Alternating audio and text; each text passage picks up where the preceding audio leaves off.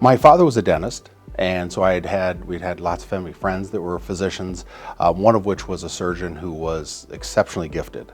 I was one of three boys, so we didn't have a lot of need for a pediatrician, but we had frequent needs to be sewn up.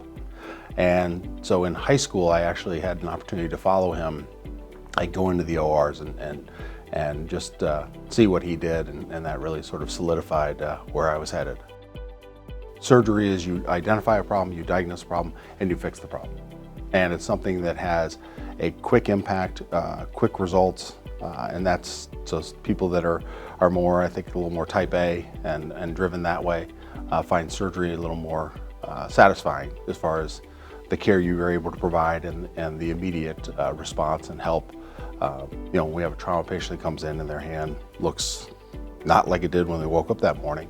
We're then able to show them a picture of what it looked like after we were done with their surgery. That's very satisfying. Anytime that you have a new symptom or a feeling of discomfort, so whether or not it's a burning sensation, a numbness, tingling, pain, aching, swelling, throbbing, that is beyond the norm.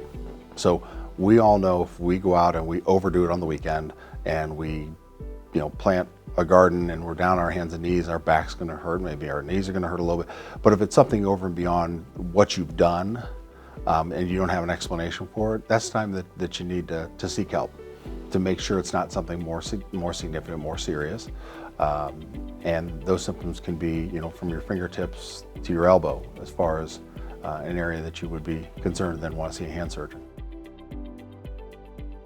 Our occupational therapy is absolutely 100% required and makes us look like rock stars. They are at our hip at all times.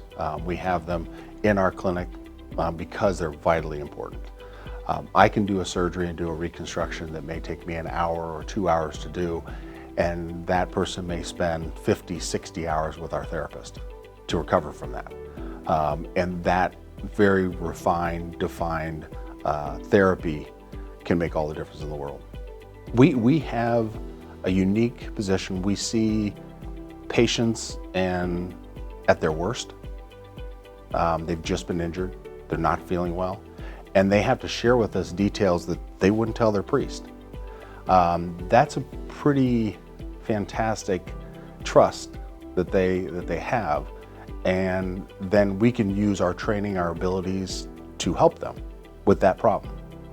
And so that to me is pretty fantastic.